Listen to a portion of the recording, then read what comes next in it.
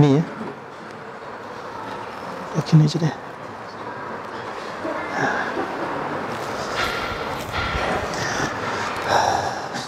Bismillahirrahmanirrahim. Assalamualaikum warahmatullahi wabarakatuh. Innal hamdalillah nahmaduhu wa nasta'inuhu wa nastaghfiruh wa na'udzu billahi min shururi anfusina wa min sayyiati a'malina. May yahdihillahu fala mudilla lahu wa may yudlil fala hadiya lahu. Asyhadu an la ilaha illallah wahdahu la syarika lahu wa asyhadu anna Muhammadan 'abduhu wa rasuluh. Kita akan melanjutkan kajian untuk seri kedua dari bedah buku La Tay'as Syufa'uka Qarib.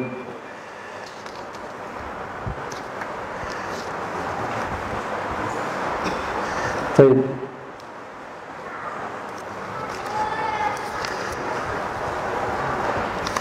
Lihat halaman 10. Halaman 10. Kaitan cintanya Allah dengan kesehatan hambanya. Sebagaimana dalam hadis Nabi sallallahu alaihi wasallam, al-mu'min al-qawi khairun wa ahabbu ila Allah minal mu'min ad-dha'if wa fi kullin khair. Di situ di antaranya disebutkan bahwasanya seorang mukmin yang kuat lebih dicinta di sisi Allah dan lebih baik di sisi Allah dari mukmin yang lemah. Di sini asal hukumnya kuat di sini adalah kuat iman. Tetapi kuatnya iman ini enggak lepas dari kuat fisik. Dibutuhkan kekuatan fisik. Untuk kuat iman juga butuh kuat fisik. Karena kalau fisik lemah artinya kalau ketika sedang sakit tentunya mempengaruhi keimanan. Ketika dia sakit, dia enggak bisa berjihad fisabilillah. Ketika dia sakit, dia tidak bisa berangkat ke masjid misalkan. Ketika sakit, nggak bisa ikut kajian hadir. Ketika sakit, nggak bisa berjumpa dengan orang-orang yang saleh. 1 hari 2 hari tidak masalah. Mungkin kalau sudah berbulan-bulan akan menimbulkan dampak. Demikian, maka perlu untuk dijaga kesehatan. Sebagaimana disebutkan Syekh Shalih Fauzan dari firman Allah Subhanahu wa taala, wa a'iddu lahum mastata'tum min quwwatin min ribatil khail turhibuna bihi aduwallah wa aduwakum. Dan siapkanlah untuk menghadapi mereka kekuatan apa saja yang kamu sanggupi. Di sini diantaranya ada anjuran ya, untuk apa? Mempersiapkan diri kita dari apa? Harta perlu disiapin, fisik juga perlu dipersiapin. Ya, untuk apa? Untuk jihad fisabilillah. Nah, dan dari kuda-kuda yang ditambat untuk berperang, berjihad di jalan Allah untuk menggetarkan musuh Allah dan musuhmu. Wah, ini fisik untuk menggetarkan musuh Allah, fisik yang kuat. Ya, kemudian juga demikian harta dari yang dimiliki dari Anda, dari kendaraan yang Anda miliki. Kalau zaman dulu dari kuda-kuda yang dimiliki, ya, juga dari senjata yang mereka miliki. Itu untuk apa? Menggentarkan musuh Allah Subhanahu wa ta'ala.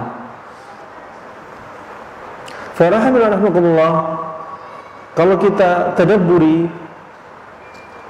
jarang sekali Nabi SAW itu sakit. Tapi Nabi pernah sakit. Ya, Nabi pernah sakit. Nabi SAW sudah dijamin masuk surga, tapi Nabi masih terus melakukan ibadah. Sholat malam sampai kedua kakinya bengkak, jihad sampai gigi gerahannya kena panah, rontok.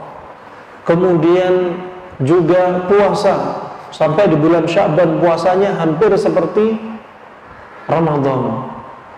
Ya, ini Nabi SAW ya, sampai kata Aisyah, ya Rasulullah, kamu sudah dijamin masuk surga, kenapa kamu sholat kayak gini, kaki sampai bengkak? Kata Rasulullah, ya Aisyah, apakah nggak boleh aku jadi seorang manusia yang bersyukur kepada Allah Subhanahu wa ta'ala? Nah, kita juga harus demikian, kita nggak dijamin masuk surga. Jangan sampai sholatnya lelet, sholat 5 waktu jadi apa? Masbukin, Ya, makanya antum jangan kasih nama anak antum masbukin. Ya. Sholat masbuk terus nanti. Nah, baik rahimahumullah. Karena semangat kita ini nggak dijamin masuk surga. Harusnya kita giat, ibadahnya giat, infaknya giat, ya, menjauhi dari maksiat juga dengan semakin kuat. Juga demikian Nabi SAW fisiknya, kekuatannya nggak seperti fisik kita orang. Fisiknya Nabi dikasih sama Allah beberapa kali lipat fisiknya para sahabat. Ya, Nabi pernah ditantang seorang badu namanya Rukanah. Nabi waktu itu ingin mengajak dia masuk Islam. Kemudian kata orang badu ini, penggembala kambing ini, aku mau masuk Islam kalau kamu bergulat denganku dan aku kalah. Ya. Wah, Nabi SAW waktu itu seumurnya sekitar umur antara 50-60, sekitar 54 tahun waktu itu Nabi SAW. Ya, ditantang gulat sama orang Badu. Tahu orang Badu setiap hari makannya kambing, nggak pernah gosok gigi, nggak pernah mandi, jadi kulitnya tebel. Nah, orang Badu pernah dapati pasien Badu. Kalau udah pasien Badu, subhanallah, masuk ruang tunggu klinik, aroma itu memenuhi ruangan tuh.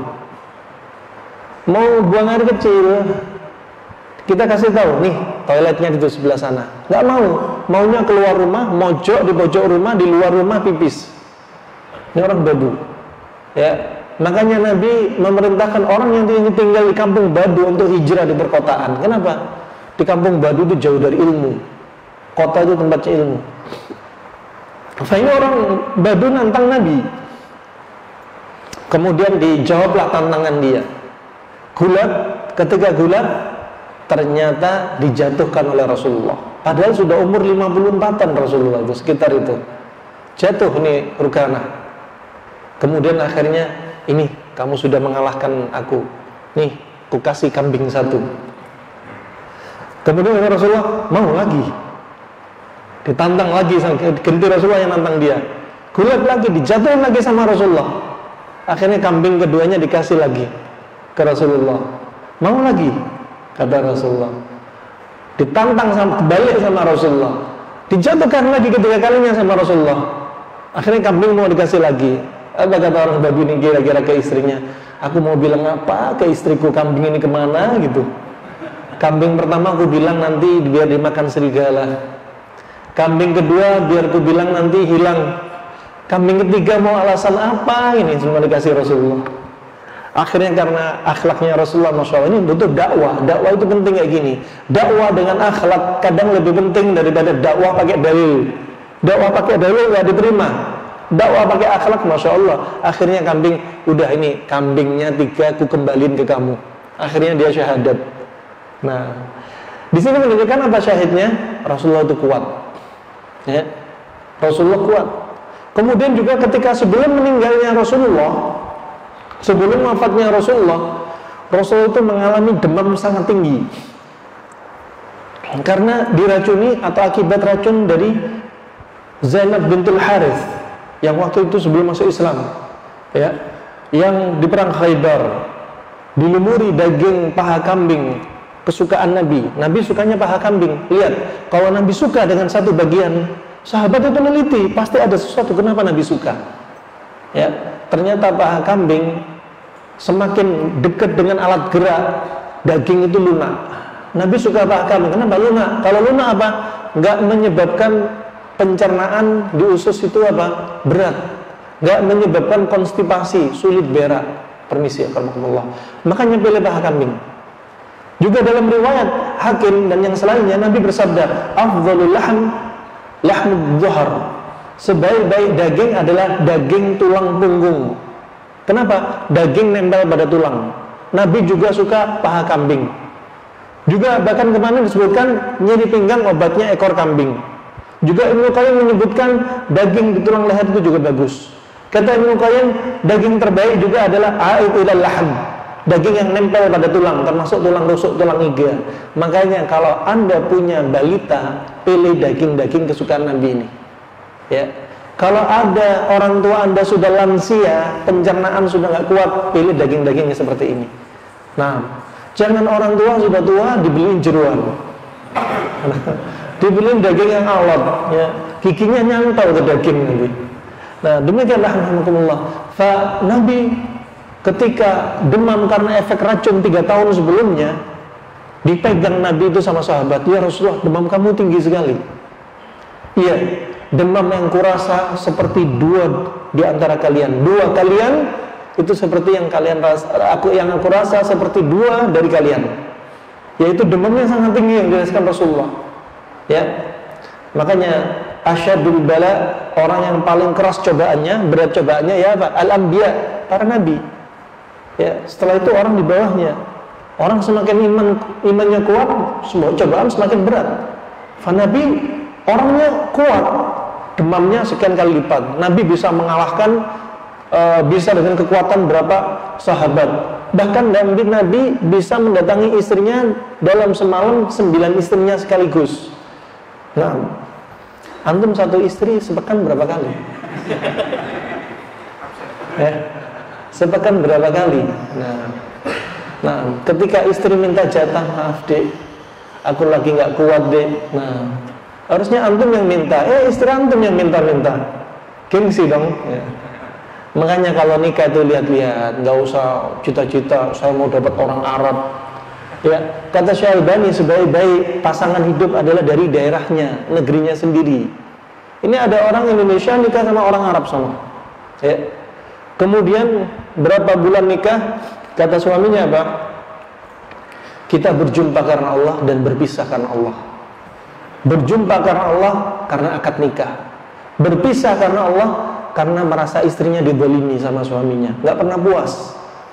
Nah, sehingga istrinya nggak puas dan laki-lakinya nggak kuat, ya sudah mending cerai aja. Nah, Fa'inna rahmatullah, Nabi 9 istri sekaligus.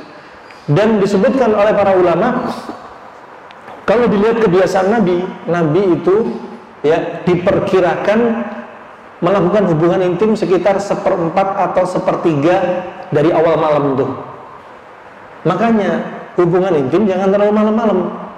Yang awal malam itu apa? Ketika dalam kondisi betul-betul fisik kuat. Jangan sama suami istri habis sholat isya makan malam, me time, lihat IG, lihat FB, masing-masing lihat gini-gini. Ya, baru hubungan intim dengan 12.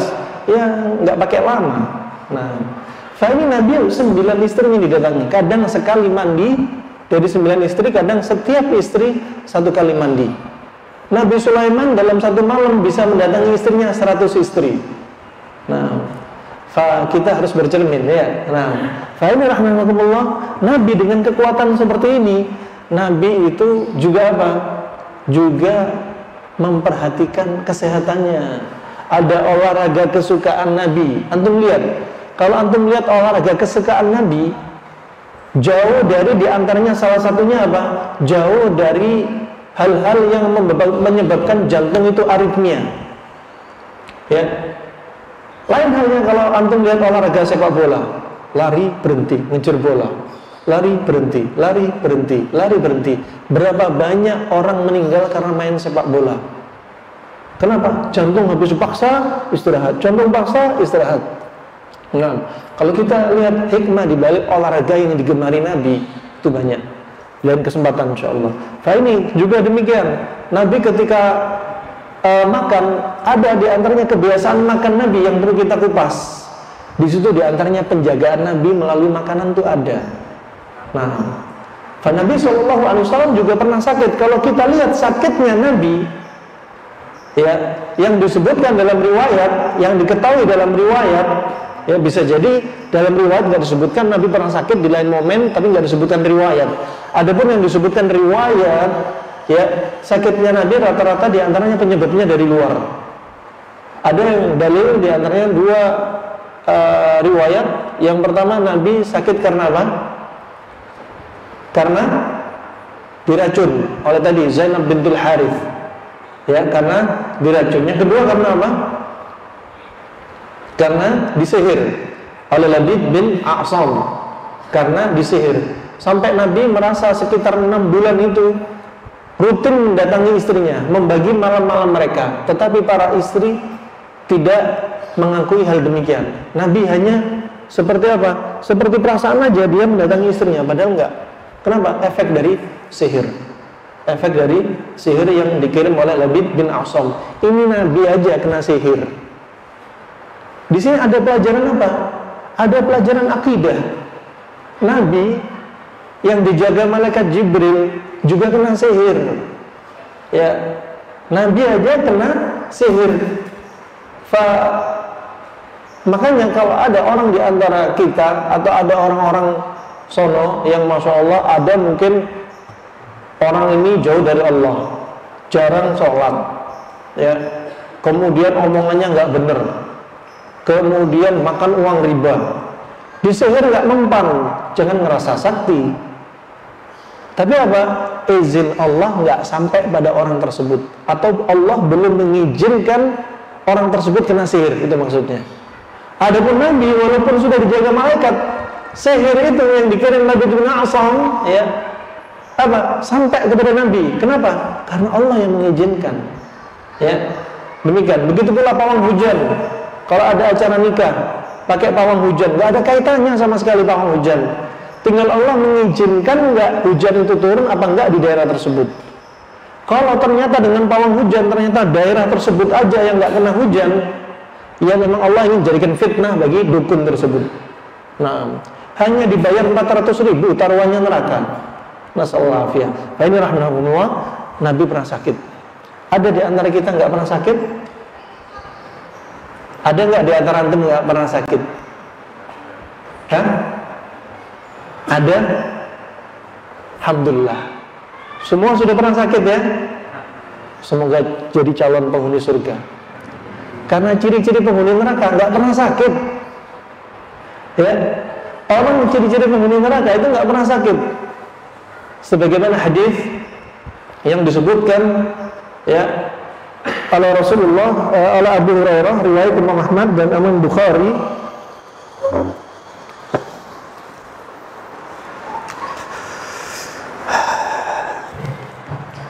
Disebutkan ya oleh Abu Hurairah, riwayat Imam Ahmad, Imam Bukhari dalam Adabul Mufrad disahkan Syekh Albani. Waktu itu Nabi SAW melihat laki-laki Badu. Badu ini kuat, keker. Nabi takjub. Nabi terus tanya. Pertanyaan pertama, ya, pertanyaan Nabi, ya, pertanyaan Nabi.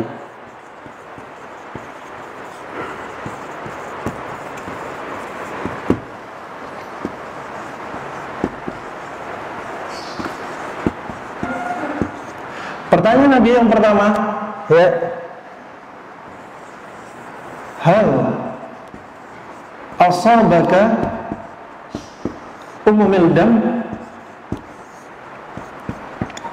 Apa artinya ini?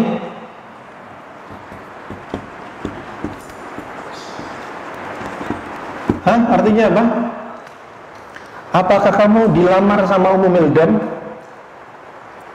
Diam semua. Umumil Dam ini bukan nama orang, bukan nama akhwat. Umumil Dam namanya demam. Serius banget.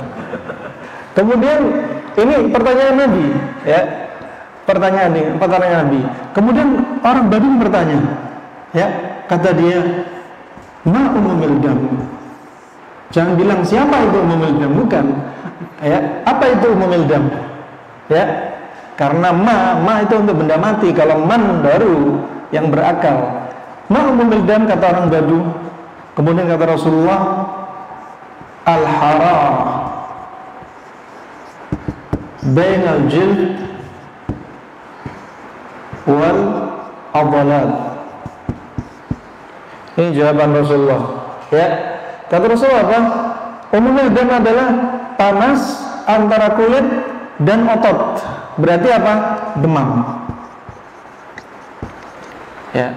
Kemudian Nabi bertanya kepada dia. Kemudian kata orang Badu, ini Badu. Ini Badu, ini Rasulullah. Kemudian kata Badu apa? Ma asabani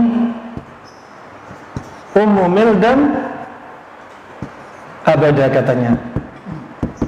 Aku nggak pernah kena Umumil dam sama sekali. Ya.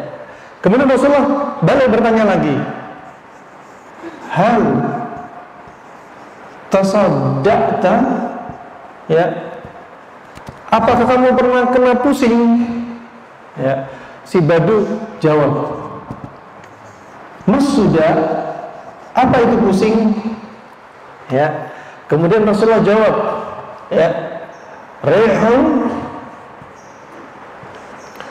ya'taridu fir ra's wa yadrubu al-asab. Ya, pusing adalah ini loh yang mau kita bilang. Kronologinya pusing itu ini dijelasin sama Nabi. Di sini Nabi nyebutin kita pusing karena apa? Ini Nabi nyebutin kronologinya. Syahidnya di sini Tibbun Nabawinya dari penyebab pusing.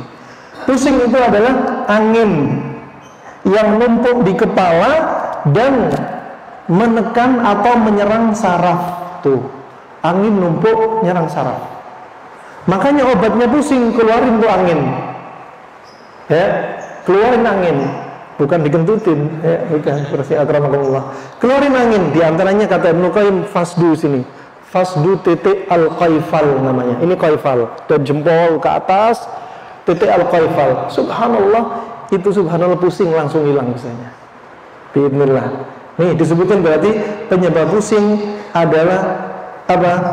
Angin yang numpuk di kepala dan menekan saraf. Ya, itu hikmah dari hadis ini. Coba kalau hadis ini ada orang nggak menekuni atau nggak penasaran dengan ilmu kesehatan atau Tibbun Nabawi, hadis ini kan dilewati gitu aja. Hadis nomor sekian berkata Imam Bukhari dalam Adabul Mufrad, ya, ketika berjumpa seorang Badu gini. Dia kalau ini nggak penasaran sama ilmu ini, larinya kemana? Hadis itu dilewati artinya begitu saja, tapi nggak disyarah. Ternyata di sini padahal ada kronologi penyebab pusing. Nah,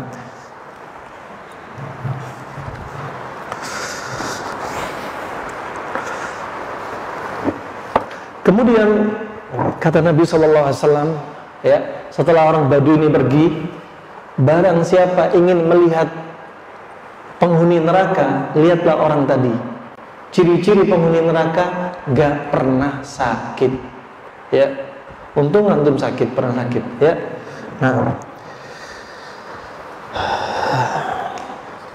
lebih baik sakit gigi daripada sakit hati. Kemudian rahmatullah, yang berikutnya, antum lihat pada halaman 17. Kita agak ngebut dikit biar cepat.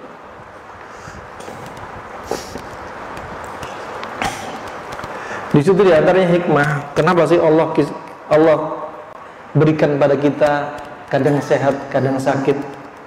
Orang kalau sehat terus lupa dengan Allah.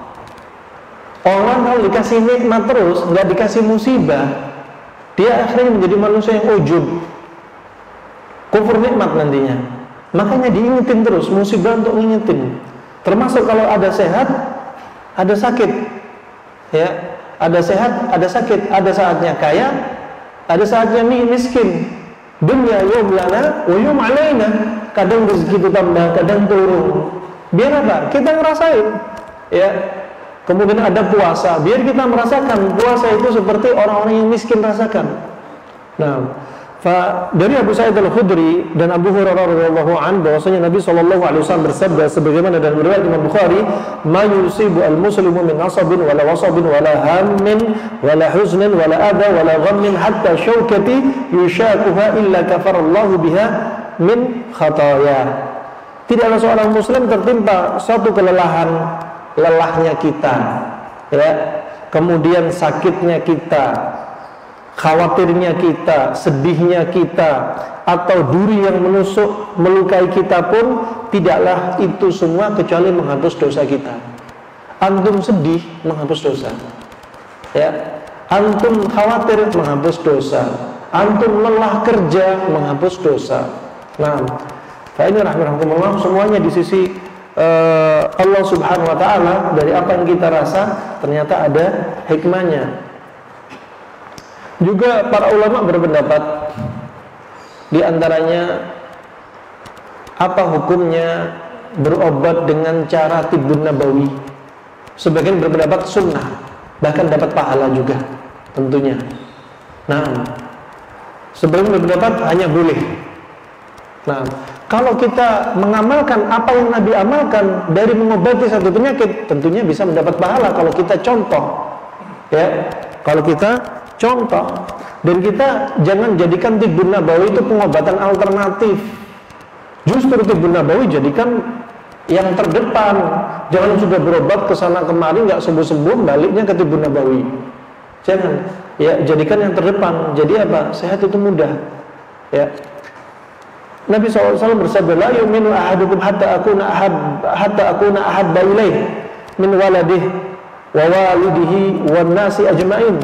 Tidak seorang pun di antara kalian beriman dengan iman yang sempurna sampai aku, yaitu Nabi Muhammad, lebih dicintai daripada anaknya, orang tuanya, dan seluruh umat manusia. Demikian kalau kita ngaku cinta Nabi, kalau kita sakit, pilih nih tibbun nabawi. Nah, sebagai wujud kesempurnaan kita. Kemudian rahimahumullah, lanjut ke halaman 20. Konsep sehat dan sakit. Konsep sehat dan sakit.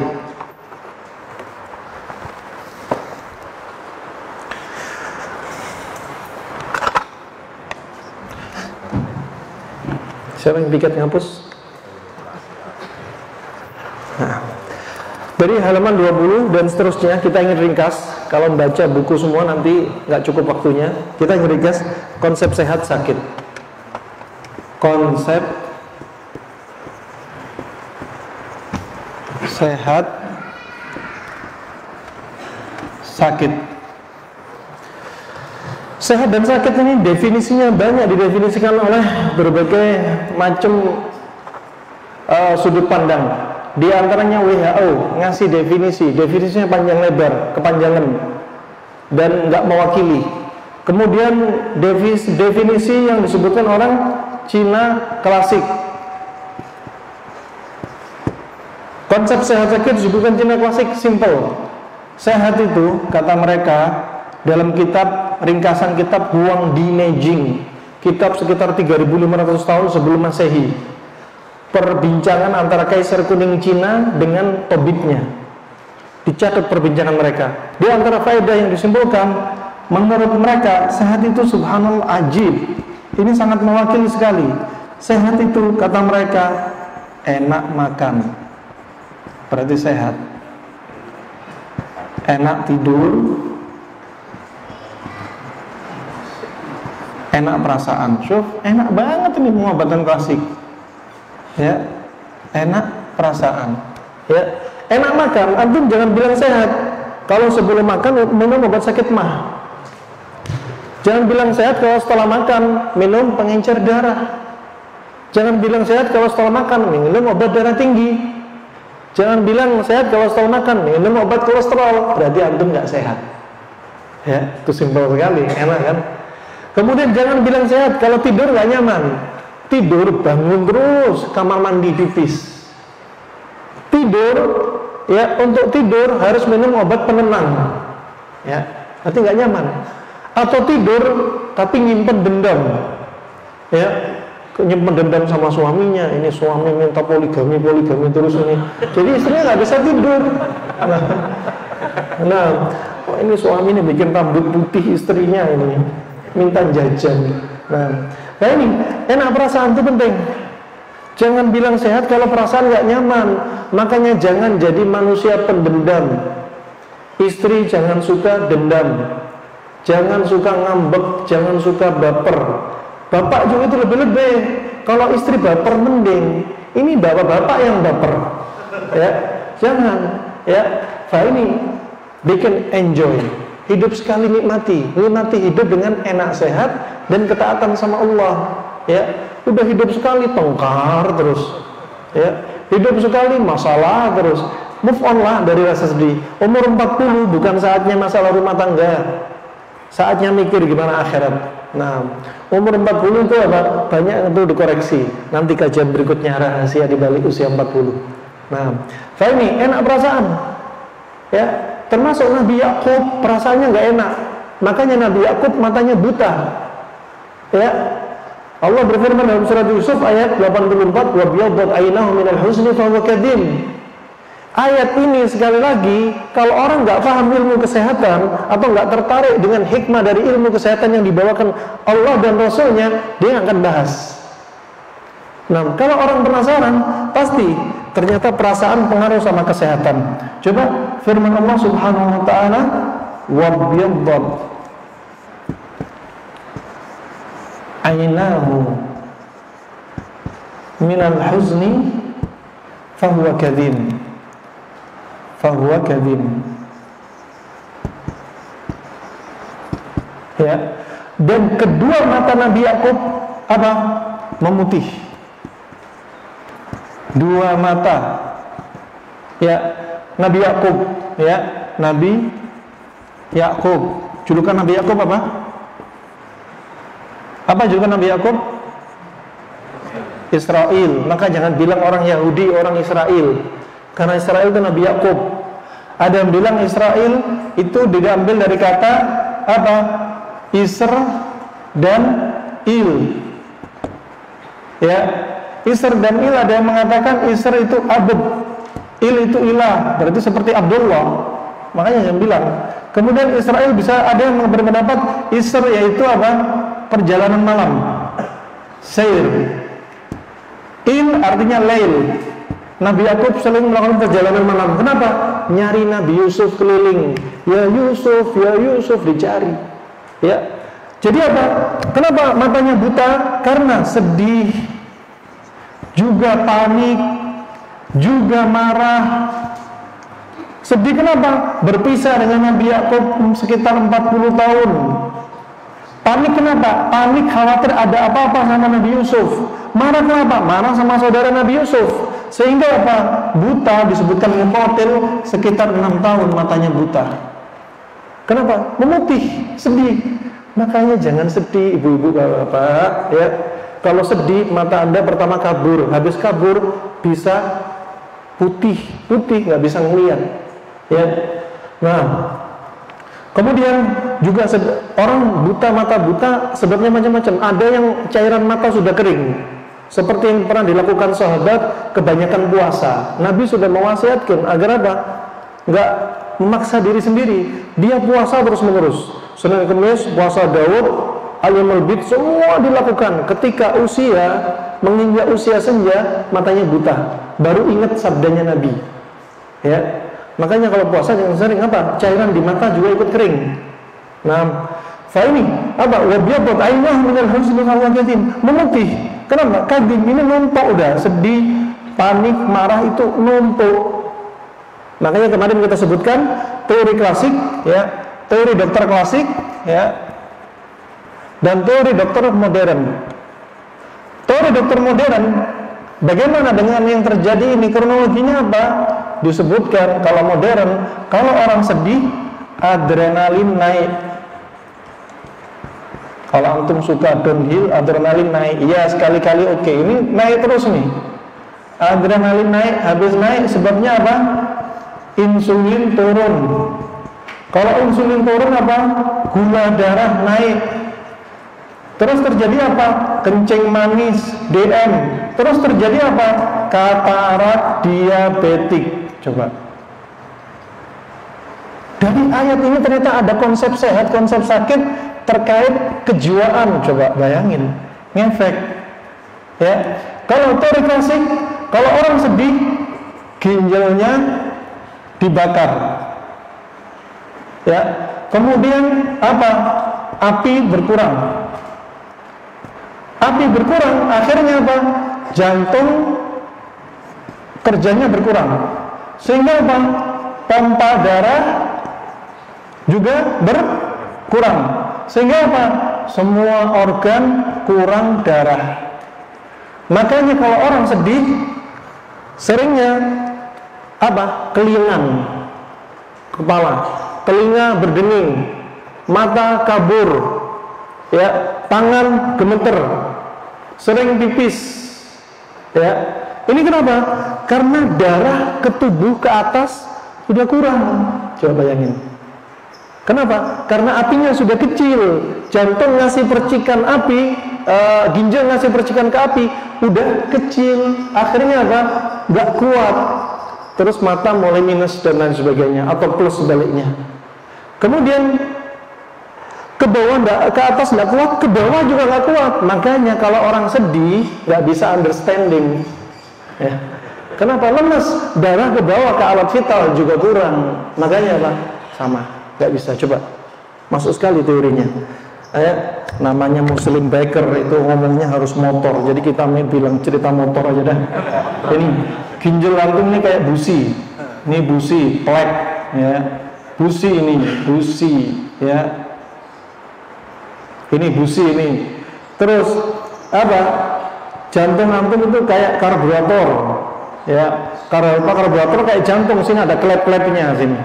Setelah itu ini ada saluran-saluran untuk apa? Bensinnya, ya. Ini nggak akan jalan, nggak akan hidup, nggak akan bisa menghasilkan api untuk menjadikan bensin bahan bakar menjalankan mesin. Kalau apa? Kalau nggak ada apinya, ya. Sama, ini ginjal, ya. Ginjal ini untuk ngasih apa? Api pada jantung. Jantung gini aja deh. Jangan. Jantung, ya. Jantung itu seperti kepala tangan kita, ya. Seperti kepala tangan kita. Ada 4 bilik juga. Ini nanti apa? Ada untuk nyebarin darahnya, ya. Makanya ini kayaknya api. Ini kalau apinya besar, maka semakin besar ke sini dorongannya kuat, sehingga dia sehat walafiat. Makanya kalau orang stres, gemeter, keringat dingin, lain sebagainya, muncul semua. Kenapa? Ini sudah apinya ngefek ke sini. Ini dalam pemeriksaan dokter modern nggak ada. Pemeriksaan ginjal hanya dari sisi apa? Daya filterisasi ginjal. Itu doang. Tapi kekuatan ginjal berapa kalorinya? Ci pada ginjal, nggak ada pembahasannya, nggak ada penelitiannya. Ini masuknya ke situ, ngefek coba. Wah, ini konsep sehat dan konsep sakit, ya. Makanya perasaan itu menimbulkan dampak pada apa? Fisik. Juga lihat Allah berfirman, wujuhun yawma idzin musfirah. Pada hari itu wajah mereka pucat kekuningan.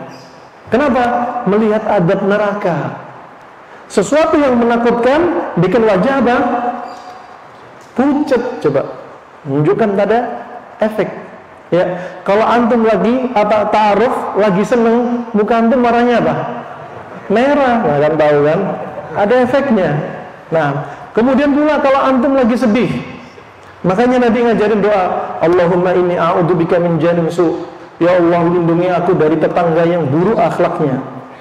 Wa min zaujin tushayyiduni qabla al-masyid, dan dari pasangan hidup yang bikin rambutku beruban sebelum masa tuaku. Ya, istri yang bikin masalah terus sama suami, suaminya cepat beruban. Suami yang bikin masalah terus sama istri, istrinya beruban. Kalau dua-duanya beruban, ini rahmatullah. Menunjukkan apa? Itu tadi. Kalau lagi sedih, ginjal itu bakar, api terlalu banyak, sampai di antara efeknya rambut itu kepanasan. Naiknya panas ginjal naik ke otak, tensi naik, ya. Kemudian apa? Asam lambung naik, nggak bisa tidur, sensi, rambut putih, kulit kering, misalkan. Nah, itu rahmatullah, jangan perlu diperhatikan. Ternyata ada konsep sehat, konsep sakit. Kemudian dari kedokteran Arab, ini dokter Cina, ya.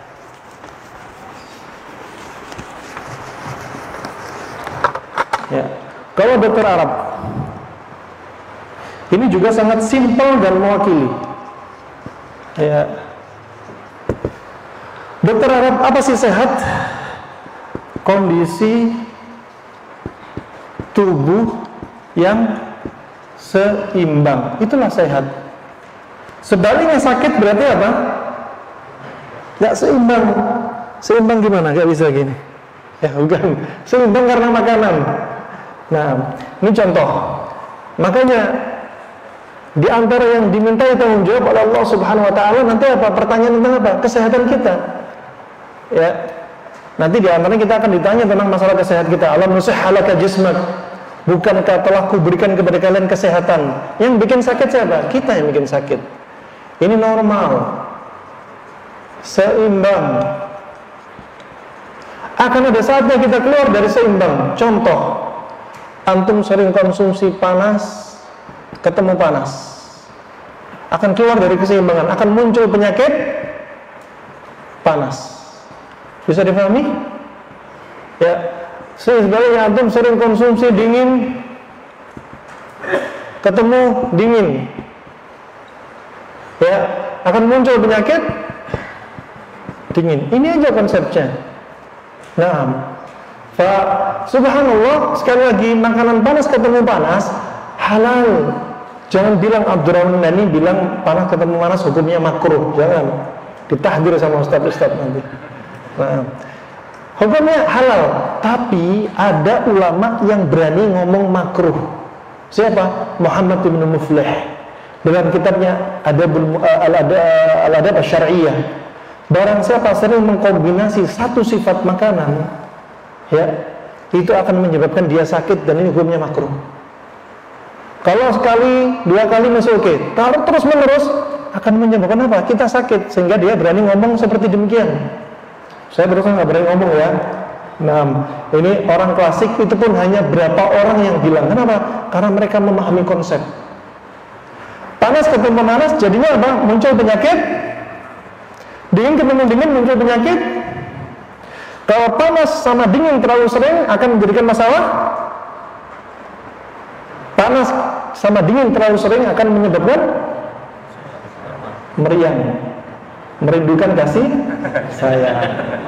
Jadi sehat gitu loh. Kalau orang kena penyakit panas, herbal dan minumannya sifatnya apa? Dingin, sehingga ingin kembali titik seimbang. Sebaliknya kalau ada orang dingin, kasih makanan minuman panas, biar ke titik seimbang. Contoh, darah tinggi, dikasih apa coba? Seledri. Dikasih apa lagi? Timun, semangka misalkan. Itu contoh. Berarti pantangannya orang darah tinggi apa? Enggak, konsep, kita ngomong konsep ini. Kalau pantangannya berarti pantangannya adalah yang sama sifatnya, yaitu apa? Panas. Ya kan? Jangan bilang kambing itu nggak nimbulin penyakit. Kambing itu nimbulin penyakit kalau dimasak sama santan. Ini nggak paham konsep. Kambing bagi darah tinggi nggak berpenyakit. Karena apa? Karena nggak ada santannya nggak apa-apa. Nggak paham konsep. Kambing itu pantangan bagi orang darah tinggi.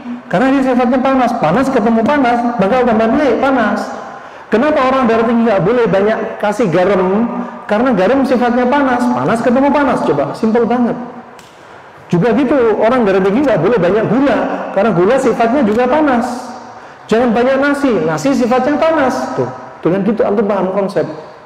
Ya, jadi tabib, jadi dokter tanpa harus kuliah 4 tahun, 6 tahun. Nah, ini simple. Jadi ahli gizi tanpa harus kuliah panjang-panjang, cukup pahami konsep.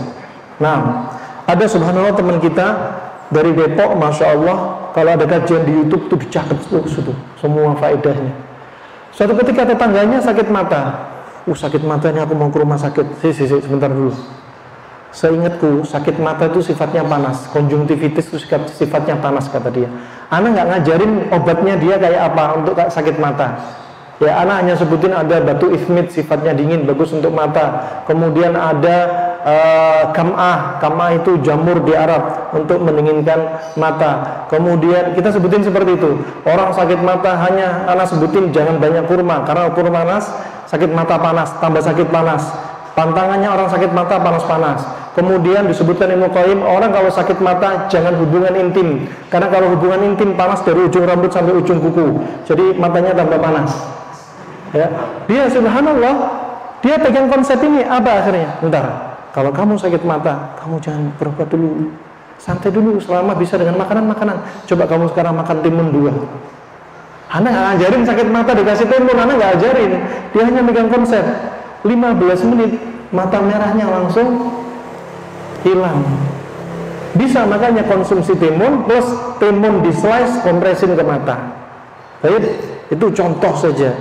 Nah, kemudian dingin, misalnya tuh lihat orang dingin, misalnya ada orang yang misalkan frigid, ya, syahwatnya lagi down, ya, atau orang rematik itu dingin. Lihat herbalnya isinya rata-rata, atau lihat komposisinya apa? Cabai Jawa, habatus sauda, madu, ginseng, jahe. Coba, itu panas semua. Ya, jangan orang sudah syahwatnya lemah dikasih timun terus. Nah, orang syahwatnya lemah itu dikasih terong. Ya, orang Arab kalau ada ingin naikin syahwat, dengan caranya terong direndam sama madu. Masya Allah, ajib itu. Ya, bikin terong lebih terong. Nah, ini rahmatullah. Coba konsep, simple banget. Nah, barakallahu fikum. Wah, dengan konsep ini antum sebenarnya sudah bisa praktek.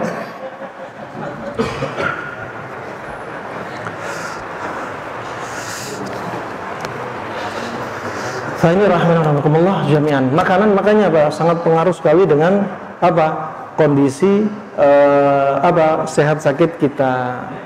Kemudian terkait dengan faktor penyebab penyakit. Faktor penyebab penyakit. Nah, dalam teori kedokteran modern disebutkan faktor keliru faktor, orang Sunda nih. Faktor penyebab penyakit. Tuh, biar cepat singkat semua. Faktor penyebab penyakit dalam teori kedokteran modern. Nah, ini ada faktor diantaranya apa? Host. Host itu diri sendiri. Kemudian environment itu luar. Kemudian agent, ya, host kita.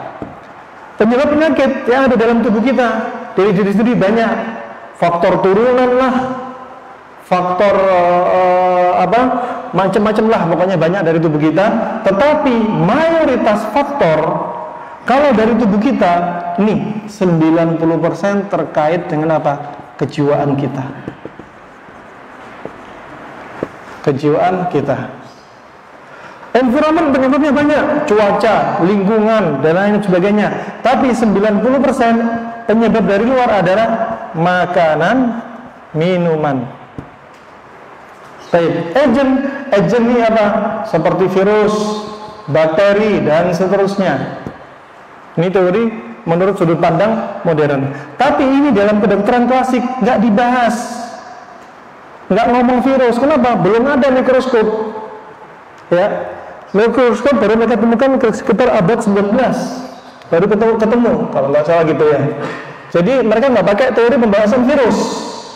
Seperti kalau lihat kita lihat kasus pada COVID. Kasus pada COVID, antum lihat.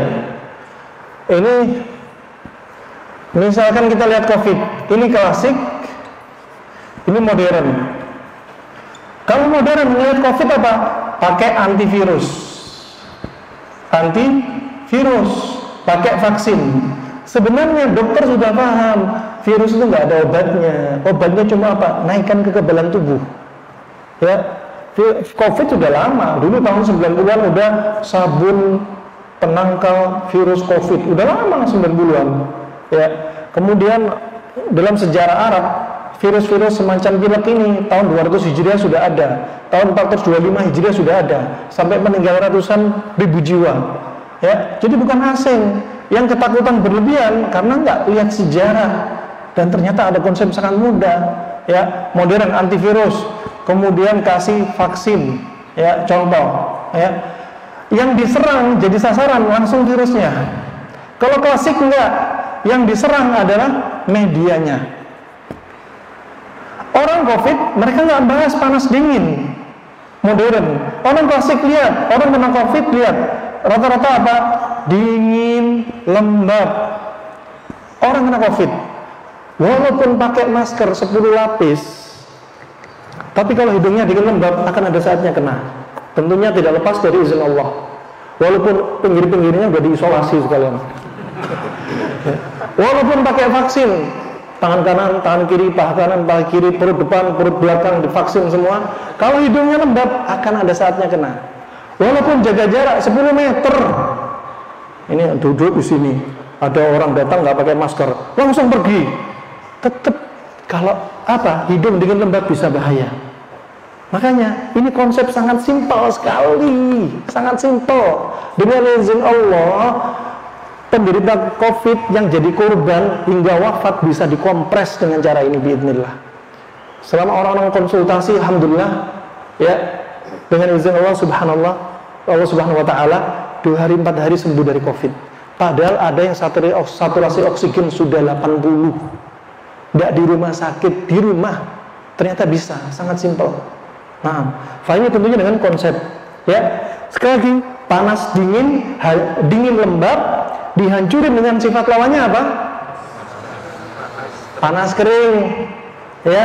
Dingin lembab, kasih panas kering, ya.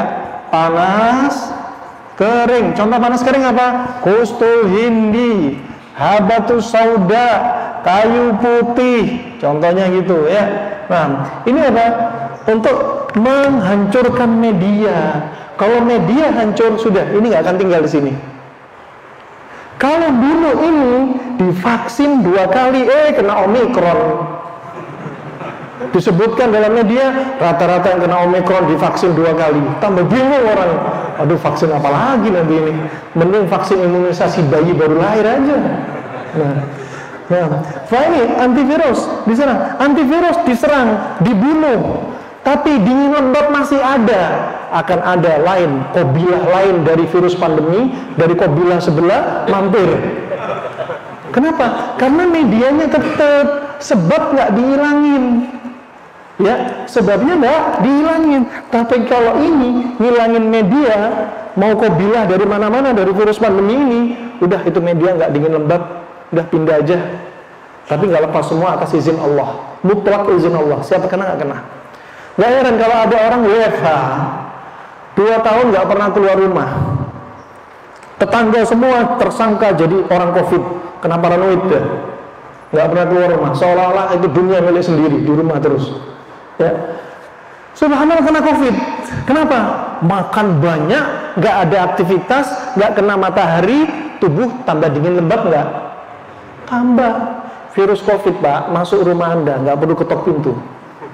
Lewat bawah pintu, lewat jendela. Kalau saatnya makan, ada yang bilang kalau makan jangan lepas masker. Makan tuh masker. Nah, masker nggak jadi jaminan. Yang jadi jaminan apa? Surat tanah. Nah, itu dingin lembab ini pengaruh banget pada hidung tuh. Ya, makanya itu penting. Ya, orang subhanallah sudah olahragawan, tapi apa? Kena COVID. Ya, orang badannya keker, kena COVID. Kena COVID sekarang, besok sudah meninggal. Tergantung, semakin tubuh dia dingin lembab, semakin cepat meninggalnya juga cepat. Karena COVID berintegrasi dengan virus yang lainnya, bakteri dan lain sebagainya, tambah nyerang ketika dingin lembab. Ya, maka ada sebab akibat. Jangan sampai ketika musim pandemi seperti orang ekstrem kiri, nggak percaya kalau COVID ada. Ini ekstrem kiri. Ada yang sebaliknya ekstrem kanan, ngambil sebab berlebihan ke pasar atau ke baju APD. Nah, kemudian semua orang disemprotin semua dari ujung rambut ujung kaki. Ya, sampai subhanallah ajib. Anda lihat, makanya fa'tabiru ya ulil absar, ambil pelajaran di musim pandemi. Sampai mobil aja jaga jarak. Ya, parkir sama jaga jarak. Masih dikasih desinfektan tuh mobil. Ya Allah, hidup sekali kayak gimana dibikin musim pandemi. Enjoy lah, kita itu punya Allah, ya.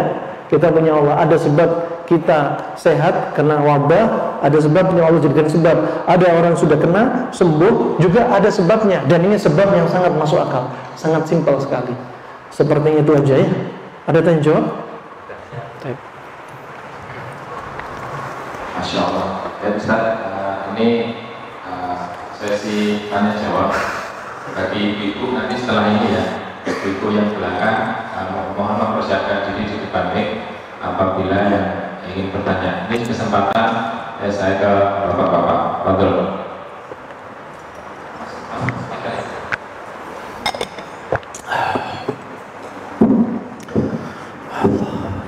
Sebelum saya bilang, kita mau tanya, saya beberapa tahun yang lalu, mohon maaf, BAB sama pipis itu darah. BAB darah. BAB sama pipis itu darah segar. Nah. Terus mohon maaf, kami mengonsumsi klorofil. Dengan izin Allah itu berkurang. Terus yang kedua, bagaimana caranya untuk mengatasi kolesterol dan asam urat? Kalau kami belajar sedikit itu suruh merebus daun salam sama daun sirsa. Dari 3 gelas menjadi 1 gelas diminum 1 hari 2 kali. Dengan alhamdulillah qadarullah dengan wasilah itu Allah berikan berkurang rasa kolesterol dan asam urat. Jazakumullah. Wah ya. Kira-kira bapak ini sakit apa? Sifatnya apa? Panas. Numpuk, pipis, darah. Kenapa? Kurang minum air. Kebanyakan makan panas, cabai panas, daging kambing panas, merica panas, ya. Semua panas numpuk. Nanti apa? Jadi termasuk ada kekeringan, membatu, ya. Nah, juga BAB juga demikian. Terus keluhan tadi asam urat dan sebagainya itu menunjukkan panas. Makanya dikasih klorofil dingin, daun salam dingin. Udah jawabannya itu aja. Kenapa? Anda paham konsep, selesai. Obati diri Anda dengan konsep seperti ini. Ini ada pertanyaan di kertas nih, Om Yoga. Ini kayak pertanyaan dari ibu-ibu. Semoga Ustaz dan keluarga selalu dalam lindungan dan rahmat Allah. Amin. Anda juga demikian. Afan izin bertanya. Naam, kami izinkan. Bagaimana jika HB? Anda pikir HB itu hemoglobin, ternyata hubungan badan. Bagaimana kalau HB dilakukan setiap hari? Adakah efek buruk bagi kesehatan? Anda nggak paham. Yang kuat syahwatnya laki-laki atau perempuan nih? Jangan-jangan istri ini minta terus, tapi suami nggak bisa ngelayanin. Adakah efek buruk bagi kesehatan tubuh dan dampak baik untuk kesehatan tubuh? Namanya sesuatu hal itu sebagaimana konsep khairul amr awsatuha. Sebaik-baik perkara itu di tengah. Jangan ekstrem kanan, jangan ekstrem kiri. Ya, termasuk dalam perkara agama, termasuk urusan dunia. Coba Nabi kalau makan pakai berapa jari? 3 jari, itu ada hikmahnya. Nabi makannya nggak pakai 5 jari, seperti kebiasaan orang tamak dan rakus. Makan. Pertama, makanan jatuh-jatuh. Kedua, makanan berjubel di mulut dan bakal memaksa apa? Lambung dan pintu lambung, sphincter pylori didesak dan akhirnya rusak. Nah, makanya ada hikmahnya. 3, itu tengah-tengah, biar masuk ke lambung juga pelan-pelan, masuk ke sphincter pylori juga pelan-pelan. Nggak ekstrem kiri. Kalau makan pakai 1 jari, 2 jari, seperti kebiasaan orang sombong dan para raja. Makan yang 1 jari, 2 jari, terlalu dikit, nggak puas nih lambung. Makanya paling enak di tengah-tengah. Termasuk hubungan intim, itu paling bagus di tengah-tengah. Jangan ekstrem kanan, sehari 8 kali. Ini ada subhanallah di Yaman, teman kita, seorang imam masjid, ya, badannya keker, datang ke rumah. Antum ada ini nggak? Ada herbal untuk nambah keperkasaan laki-laki? Kenapa ente? Ente ejakulasi dini. Ente lagi apa? Letoy gitu. Kata dia, enggak Abdurrahman. Istriku sehari minta 8 kali. Makanya kalau mau nikah orang Arab jangan ngayal, bercermin dulu. Nah, ini rahmatullah. Kemudian apa? Kalau terlalu sering, tentunya akan menimbulkan efek. Efek yang terlalu sering disebutkan Ibnu Qayyim apa? Sarafnya khudlan, lemah. Kenapa? Terlalu sering. Orang yang terlalu sering disebutkan Ibnu Qayyim terlalu sering jima, hafalannya lemah. Kenapa? Karena pembuluh darah terus dikonsentrasikan ke alat vital. Akhirnya apa? Otak jarang kurang darah. Termasuk kata Ibnu Qayyim, kalau olahraga jangan memaksakan membesarkan otot seperti gym. Gym halal, nggak makruh, nggak haram. Tapi kalau dari teori klasik disebutkan orang yang maksa besarin otot, lihat otaknya kecil, diajak mikir lemot, hafalan lemot, tapi badan gede. Kenapa? Pembuluh darah dialihkan ke otot-otot, otak kurang jatah.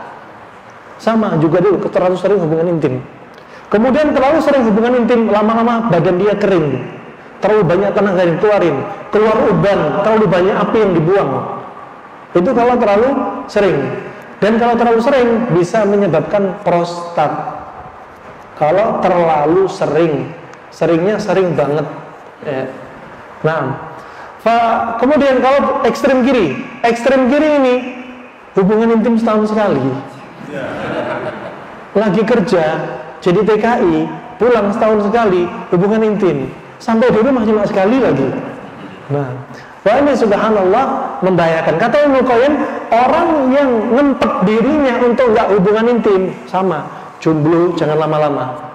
Cepat move on dari jomblo, berantas jomblo. Ya. Apalagi Jonas, jomblo ngenes.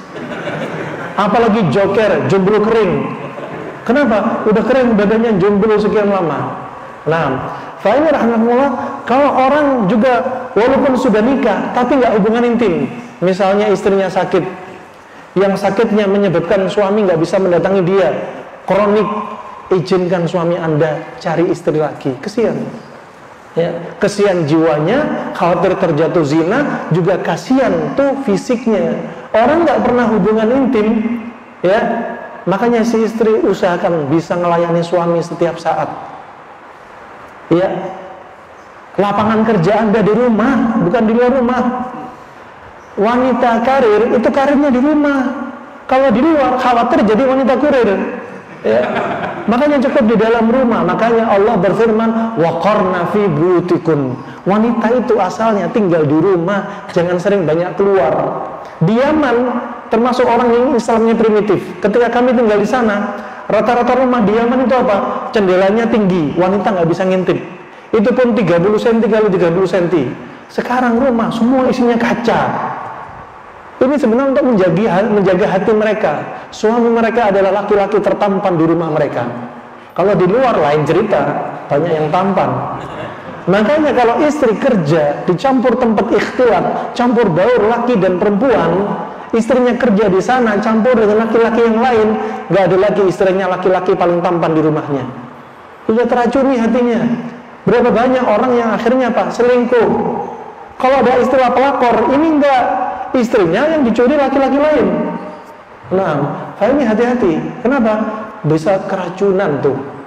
Makanya hati-hati laki-laki yang membiarkan istrinya berikhtilat. Masuk apa? Hadis Nabi, la yadkhulul jannah ad-dayyuth.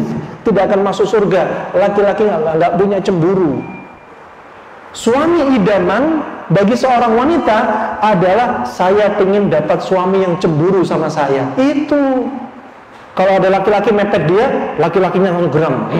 Itu wanita saya itu kan. Itu yang dimaukan si istri.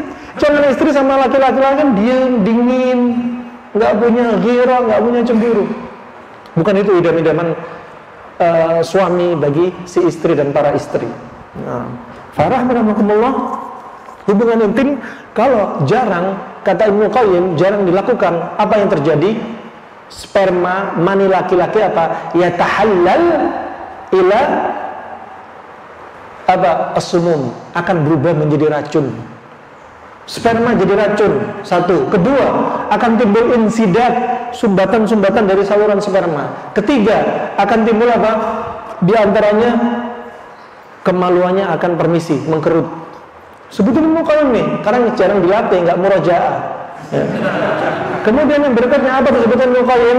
Karena sperma itu sifatnya panas lembab, kalau nggak dikeluarin, naik ke atas tuh panas akan menimbulkan was-was. Satu, akan menimbulkan sarak, suaminya kejang-kejang karena sperma numpuk nggak dikeluarin. Nah, panas numpuk. Makanya orang epilepsi karena banyak panas di kepala. Obatnya epilepsi apa? Dia kasih labu kuning untuk mendinginkan. Kalau suami ini si istri sakit, suami ini syahwatnya naik, Ibu diem aja, kasih aja suami timun sama semangka terus, nggak usah ngomong, biar dia nggak banyak jajan. Nah, nggak banyak minta jatah. Itu sangat simpel sekali, terus sangat simpel dan masuk akal, sangat ilmiah. Barakallahu fikum. Maka apa? Di tengah-tengah aja, nggak usah terlalu ekstrim. Ada kalau dari sisi kedokteran modern menyebutkan kalau usia nggak terlalu tua, ya, katakanlah kan kita masih usia 30 sampai 40, 50 masih oke, sepekan melakukan hubungan intim sekitar 2 kali. Kata dokter modern itu apa? Menjaga kesehatan jantung kita, untuk menjauhkan dari penyakit jantung. Ya, juga subhanallah,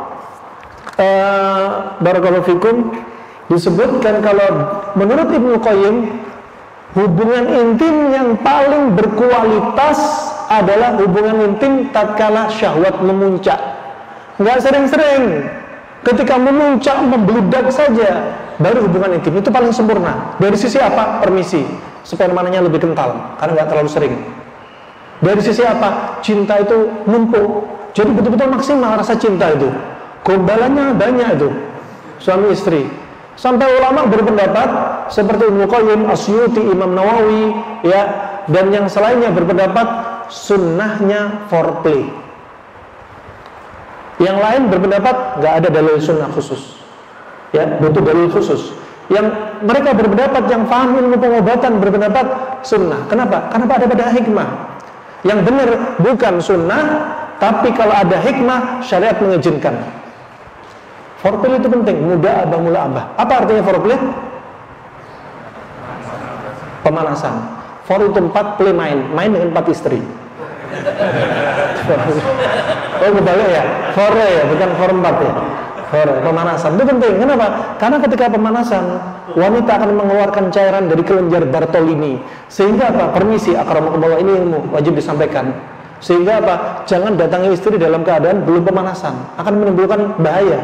Ketika pemanasan, keluarlah cairan, membasahi, melumasi alat vitalnya, ya, melumasi alat vitalnya sehingga apa? Ketika ada benda asing masuk, nggak lecet. Tapi kalau nggak ada pemanasan, akan timbul lecet. Makanya dokter forensik, ya, mereka melihat kalau ada orang mengaku diperkosa, mereka lihat dari sisi sini. Mengaku diperkosa, tapi nggak ada yang lecet, berarti suka sama suka, bohong, ya kan?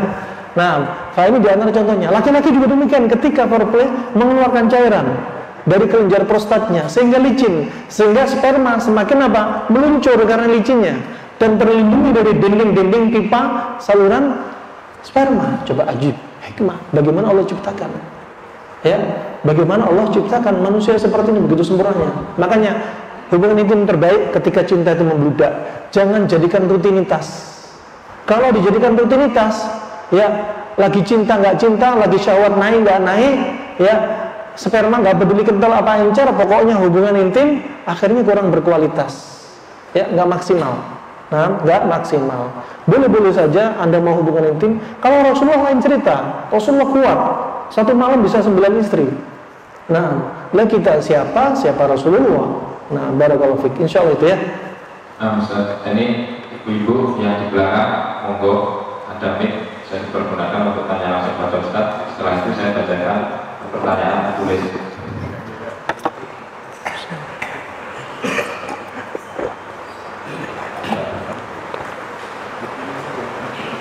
Ada dari ibu-ibu belakang. Kalau nggak ada, saya langsung ditulis. Saya tanya tulis lumayan banyak ini. Nggak ada ya. Saya langsung bacakan pertanyaan. Bismillah. Apa Ustaz bagaimana sering mengatasi sering kentut ini dan buang air kecil di malam hari? Sering apa? Sering kentut dan sering buang air kecil di malam hari. Nah, barakallahu fiik.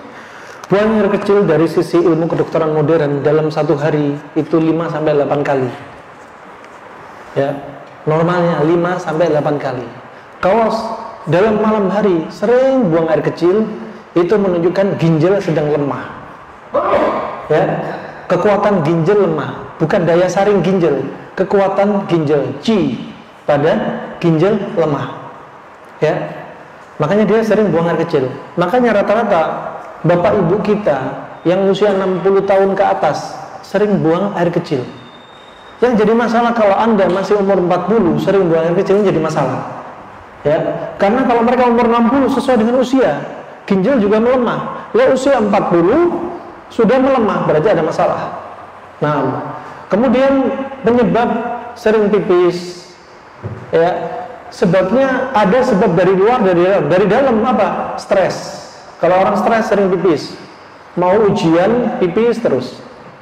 Mau nabor pipis terus. Nah, stres. Nah, ini apa? Sering pipis. Kalau dari luar, tergantung luar dari cuaca. Kalau cuaca dingin, di malam hari antum di puncak, di malam hari antum sedang di Dieng, pipis terus wajar. Nah, kalau jadi masalah di Madiun pipis terus. Nah, kenapa? Cuacanya bukan cuaca yang dingin. Kemudian terkait dengan makanan. Antum makannya semangka sama timun, ini wajar kalau pipis terus. Nah, itu terkait dengan makan liat. Nah, begitu pula makanya kalau ada orang kencing manis, dia sering pipis terus. Di antaranya apa? Ginjal dia juga lemah. Ginjal dia lemah. Untuk menguatkan ginjal lemah, ya, bisa menggunakan tonik pada ginjal, bisa menggunakan gandum. Tepung, antum gunakan gandum utuh. Kalau bisa masih ada gabahnya. Direndam 1 genggam gandum utuh ini dengan 1 liter air, rendam semalaman, paginya diminum 3 kali 4 kali silahkan. Pagi ngerendam lagi untuk diminum malamnya, dengan izin Allah akan membaik. Kemudian sering kentut, itu tanda-tanda bahwa tubuh antum perlu didetoks, perlu dicuci racunnya. Ciri-ciri tubuh yang perlu detoks: kentut terus menerus, obesitas, sering pusing, ya. Ini diantara tanda-tandanya. Maka apa? Perbaiki pola makan Anda. Jangan lagi kakean pola ketika makan. Ya, perbaiki pola makan Anda. Kenapa? Timbul pembusukan di usus. Seperti biasanya apa? Antum biasa makan malam jam 9, jam 10. Pencernaan nggak maksimal. Kalau nggak maksimal, sebagian makanan dibiarin di usus. Akhirnya apa? Timbul pembusukan. Pagi-pagi meriang badannya. Pagi-pagi sering kentut. Itu diantara apa? Kebiasaan makan yang nggak baik. Barakallahu fiik. Ustaz, ada pertanyaan lagi. Perlukah kita rutin cek diabetes, kolesterol dan lain sebagainya? Terus bagaimana minum kopi yang ideal? Terus dan pengobatan stroke karena penyumbatan itu seperti apa? Insyaallah 3 pertanyaan. Untuk antum periksa gula darah, nggak usahlah beli alat cek khusus, ya, nggak perlu membebani diri sendiri. Ciri-ciri orang kena kencing manis ada 3P. Poli pagi, banyak makan, tapi gampang lapar. Poliuri, banyak pipis. Sehari bisa pipis lebih dari 10 kali, 20 kali. Kemudian polidipsi, banyak haus, banyak minum tapi haus terus. Itu udah salah satu tandanya. Salah satu dari 3 ini ada kemungkinan gula darah Anda sudah naik. Kemudian ada gejala tambahan diantaranya kalau malam sering gatal-gatal. Kalau lagi tidak aktivitas, lagi istirahat sering gatal-gatal. Sudah kenali diri Anda sedang mengalami apa? Kadar gula dalam darah terlalu tinggi. Sudah itu aja. Pertanyaan kedua tadi apa? Minum kopi yang ideal. Minum kopi yang ideal, ya. Minum kopi bagus, indah pada saatnya, ya. Ketika antum ngopi, ya, dibutuhkan kapan saja silahkan. Mau ngegas motor, ngantuk, ngopi, kepepet, nggak apa-apa. Tapi hakikatnya bagi para pemotor untuk ngilangin ngantuk itu nggak pakai kopi, cukup dibuka gasnya melek dah. Sudah diuji coba kemarin Mario, ya. Kemarin ngantuk, ya Allah, belakang ini Mario lihat spion, aduh lama banget yang belakang. Ini jalan 80 nih, ya Allah. Udah gas 120, ngantuknya hilang dah. Gas 160, melek mata. Masya Allah. Rahmatullah. Kopi ini diantaranya sekali lagi bukan makruh, bukan haram. Silahkan ngopi. Tapi pertama apa? Pilih waktunya. Kedua, jangan berlebihan. Ya, jangan berlebihan. Ya, contohnya apa? Ngopi di pagi hari, itu pagi hari jadwal tubuh kita mencuci racun. Kalau nyuci racun, jantung capek, nyuport darah ke ginjal untuk nyaring, nyuport darah ke liver untuk metabolisme, nyuport darah ke pankreas, nyuport darah, capek. Kalau jantung sudah capek, jangan ngopi. Nanti apa? Jantung capek ditambah capek. Akhirnya apa? Jantung bakar cepat usang. Ya, Anda beli motor masih ada spare part-nya. Ya, kalau motornya aneh, spare part-nya bisa diakal-akal. Lah ini kalau jantung yang rusak, nggak bisa diganti jantung kambing, spare part lain. Makanya sayangi jantung Anda. Jantung Anda itu berdenyut dari usia 12 minggu, 12 pekan. Sudah berdenyut, tapi belum ada rohnya. Itu hanya sistem saja, ya, perputaran. Baru dimasukkan roh pada usia 4 bulan. Jantung kita dari 12 minggu di perut ibu sampai detik ini nggak ada ceritanya istirahat. Istirahatnya cuma istirahat sebagian. Kalau istirahatnya sudah istirahat total, innalillah wa inna ilaihi raji'un. Nah, itu ketika pagi capek. Kalau capek, jangan ditambah capek.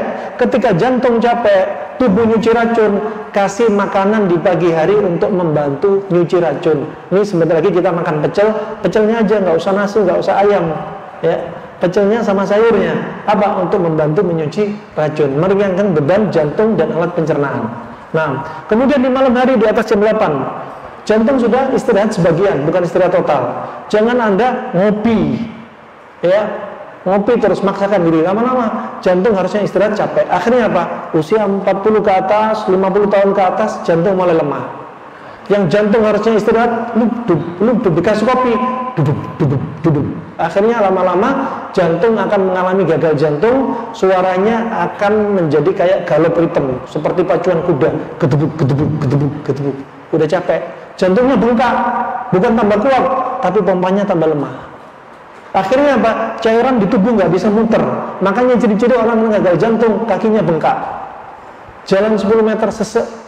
Pernah kami dapati di Indonesia bagian timur tahun 2000, bapak kena gagal jantung. Selain sesek, kaki bengkak, permisi akramakumullah, buah pelirnya kayak jeruk bali. Isinya semua cairan, nggak bisa muter. Dan sampai meninggal nyungsep. Kenapa?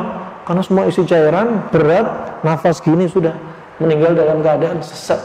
Makanya sayangi tubuh Anda, ya. Kopi kalau berlebihan, sifatnya kopi apa? Panas kering. Kalau antum sehari 5 kali ngopi, tubuh antum kayak kopi, ya. Lama-lama panas kering, timbul batu ginjal, tubuh kering, kulit kering, dan lain sebagainya, ya. Maka kopi itu indah pada saatnya. Silakan konsumsi kapan saja, di waktu-waktu yang nggak direkomendasi, tapi jangan terlalu sering. Barakallahu fiik. Dan sekali lagi, kopi yang paling baik adalah kopi yang digiling, bukan kopi yang digunting. Kalau kopi yang digunting, antum lihat komposisinya. Berapa persen?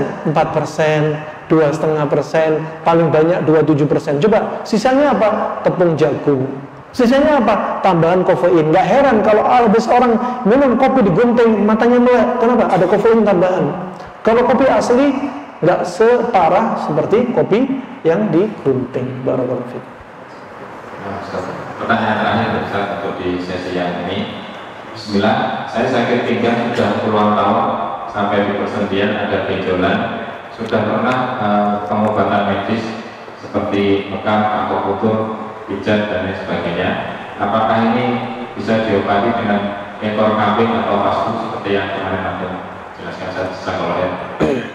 Ekor kambing yang disebutkan Nabi kalau nisbat Tibbun Nabawi untuk kasus isialgia, nyeri pinggang karena saraf yang terjepit di antara otot, bukan tulang. Otot antara pinggul sama paha, ya, itu lain kasus. Tapi kalau ingin memanfaatkan kandungan enzim prostaglandin, tidak mengapa, untuk mengurangi nyeri, untuk mengurangi radang. Nah, wallahu a'lam bishawab. Lanjutnya. Nah, Ustaz, ini udah waktunya udah habis. Habis. Mungkin tambah ya. Padahal maju aja.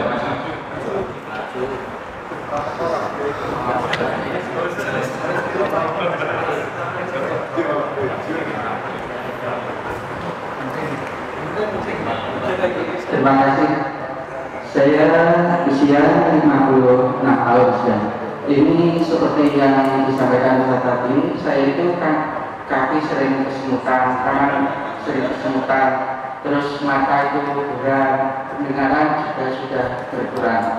Nah ini saya mengidap awal itu kena diabetes itu sudah lama, dan mulai kemarin itu saya dikasih resep sama dokter itu saya harus suntik insulin setiap hari dan itu katanya harus seumur hidup saya suntik sendiri suntik insulin.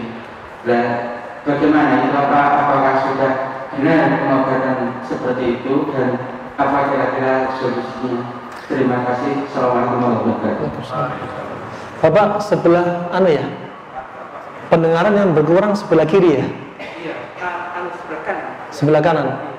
Terus Terus yang berat kaki kanan kaki kiri? Dua-duanya. Dua-duanya. Kaki kanan juga sering kesemutan gitu. Terus kalau saya itu nggak suntik insulin itu jalan sedikit saja sudah capek.